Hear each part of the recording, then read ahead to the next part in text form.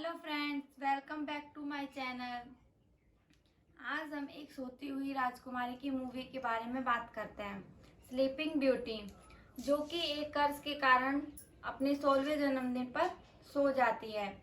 तो कहानी की शुरुआत उसके जन्म उत्सव से होती है। ऑर्बिटर राज्य के महाराज डेविड की बेटी डॉन, जिसका जन्म होता है, वो उनकी इकलौती वारिस होती है।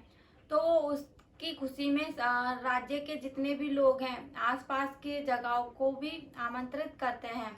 तो वहाँ से तीनों राज्यों से आई हुई परियां उसको आशीर्वाद देती हैं। इतने में वहाँ पर रानी टेम्परिया नाम की एक जादूगरनी आ जाती है। वो महाराज से बोलती है कि महाराज, आपने मेरे को आमंत्रित नहीं किया है, ऐसा क्यों? तो महाराज बोलता है कि मैंने तो सभी जगह आमंत्रण पहुंचाया था, तुम तक कैसे नहीं पहुंचा? तो वो बोलती है कि क्योंकि आपने मेरे को एक छोटे से कोने वाले राज्य में पटक दिया है, तो मेरे तक कैसे आमंत्रित पहुंचेगा? तो रानी बोलती है कि रानी टेम्परिया, जब आपका राज्य उजड़ा था तो हमने ही आपको पनाह दी थी, तो आप ऐसे क्यों बोल रही हो? तब तीनों परियां जैसे ही उसको आशीर्वाद देने लगती हैं, कोई खुशी का आशीर्वाद देता है, कोई सच्चे प्यार का आशीर्वाद देता है, कोई उसके जीवन में हमेशा खुशियों से भरी रहे ऐसा आशीर्वाद देता है। तो वो रानी टेम्परिया उसको बोलती है कि मैं तो बच्ची को आशीर्वाद देने के लिए आई हूँ और मैं उसे आशीर्वाद देकर जाऊंगी। वो आशीर्वाद ना दे करके एक श्राप दे देती है कि 16वें जन्मदिन पर अनजान व्यक्ति से इसे एक सुई चुभेगी और ये हमेशा के लिए मर जाएगी। इतने में रानी गुस्सा हो जाती है। तो एक परी बोलती है कि जैसे ही तुमने एक श्राप दिया है, मैं भी इसे एक वरदान देती हूँ, ये ना मर करके हमेशा के लिए जब तक ये सोएगी, जब तक कि एक राजकुमार आकर के इसे प्यार से किस नहीं करेगा। तो वो रानी टेम्परिया गुस्से से भड़क जाती है और वो तीनों परियों को और वहाँ के सभी लोगों को उन पर जादू से हमला कर देती है। तो तीनों परियां उसके बचाव, राज्य के बचाव के लिए अपनी शक्तियों का यूज करती हैं, लेकिन वो फेल हो जाती हैं। तो परियां उसको वरदान देकर जाती हैं कि जब तक कोई राजकुमार नहीं आएगा, यहाँ के सभी लोग ऐसे ही सोएंगे। तो जो रानी टेम्परिया वहाँ का राज्य हड़पना चाहती थी, उसका मकसद पूरा नहीं हो पाता है। और वो अकेले, जैसे ही सारे लोग सो जाते हैं, तो वो क्या करती है कि उस राज्य को हड़पने की कोशिश करती है, लेकिन उसको हड़प नहीं पाती है जब तक कि राजकुमारी को वो श्राप पूरा ना हो जाए। जैसे ही जैसे राजकुमारी बढ़ती है, उसका 16वां जन्मदिन आता है, तो उसके घर वाले उसको एक रूम में बंद कर कर रखते हैं ताकि वो बाहर ना निकले और ना ही उसको सुई चुभे। महाराज डेविड राज्य में जितनी भी सुइयां थी, आसपास की सुइयां थी, सबको वो फिकवा देते हैं, दबवा देते हैं, ताकि उसकी बेटी को कोई सुई ना चुभे। तो उसके 16वें जन्मदिन पर बहुत पार्टी होती है। तो वो भी बोलते कि माँ, मैं भी चलूंगी ना पार्टी में। तो उसकी माँ बोलती है, हाँ बेटा, चलेंगे पार्टी में, तुम्हारा कर्ज पूरा हो जाएगा तो हम पार्टी में चलते हैं। जैसे ही रात को चंद्रमा निकलता है उसके 16वें जन्मदिन पर, तो वो अपनी बेटी को लेकर के नीचे आ जाती है। जब वो बेटी को नीचे लेकर आती है, तो एक अनजान व्यक्ति उससे डांस करने के लिए बोलता है। वो अपने माँ बाप की परमिशन लेकर के उसके साथ डांस करने लग जाती है। तो उससे बोलता है कि राजकुमारी, मेरे पास आपके लिए एक तोहफा है। तो बोलती है, लाओ, दो वो तोहफा। तो वो बोलता है कि मैं यहाँ पर वो तोहफा नहीं दूंगा, मैं आपको दूसरी जगह ले जाकर के वो तोहफा दूंगा। तो उसको वहाँ से ले जाता है, तो वहाँ से दूसरी ओर उसको ले जाता है। फिर वहाँ जाकर के वो उससे बोलता है कि मैं आपके लिए एक खूबसूरत तोहफा लेकर आया हूँ जो आपको अच्छा लगेगा। तो वो उसको दिखाता है।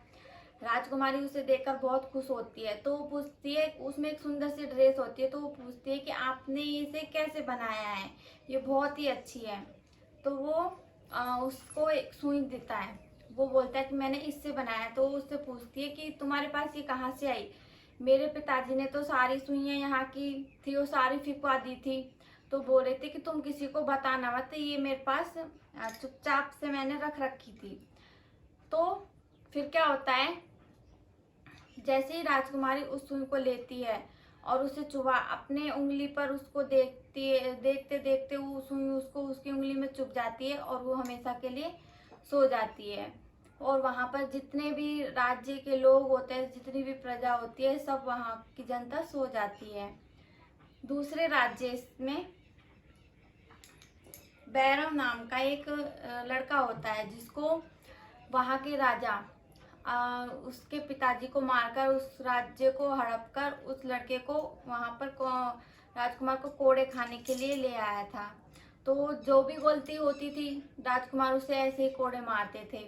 एक दिन वो बैठा था तो बैठे बैठे उसे कबूतर के घोंसले में राजकुमारी के द्वारा लिखे हुए लेटर मिले कि हमारे राज्य में हम कैद हैं और जब तक कोई राजकुमार नहीं आएगा हम ऐसे ही कैद रहेंगे, मैं ऐसे ही सोती रहूंगी। वो जब वो जीवित थी सोने से पहले वो उन लेटरों को लिखती थी, वो लेखिका थी।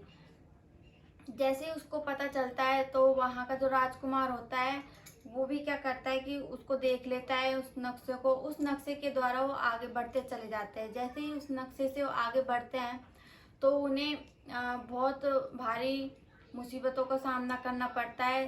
जंगल में बहुत सारे जानवर होते हैं जो उनको महल के किले तक नहीं पहुंच पाते, क्योंकि रानी टेम्परिया ने उन पर जादू कर रखा था। वहाँ के जो मुर्दे लोग थे वो भी जीवित होकर के उन पर हमला करते हैं।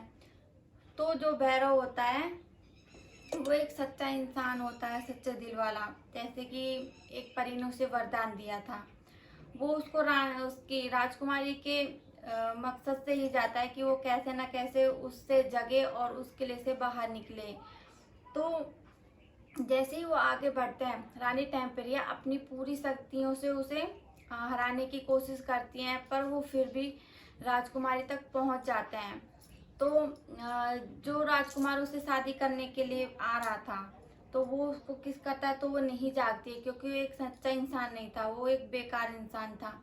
वो दूसरों पर यूं ही अत्याचार करता था। वो बस ओनली खजाने के लालच से ही राजकुमारी के पास आया था।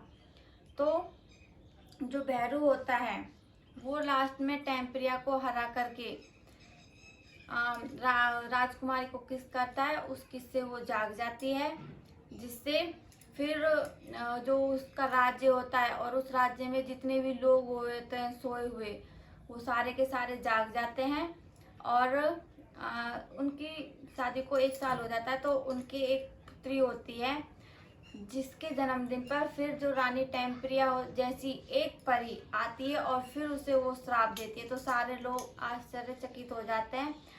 तो इस मूवी का एंड यहीं हो जाता है। अगर आपको ये मूवी अच्छी लगी हो तो आप इसे दूसरों के साथ भी शेयर करें और अपने फ्रेंड्सों को भी शेयर करें। Thank you, bye bye.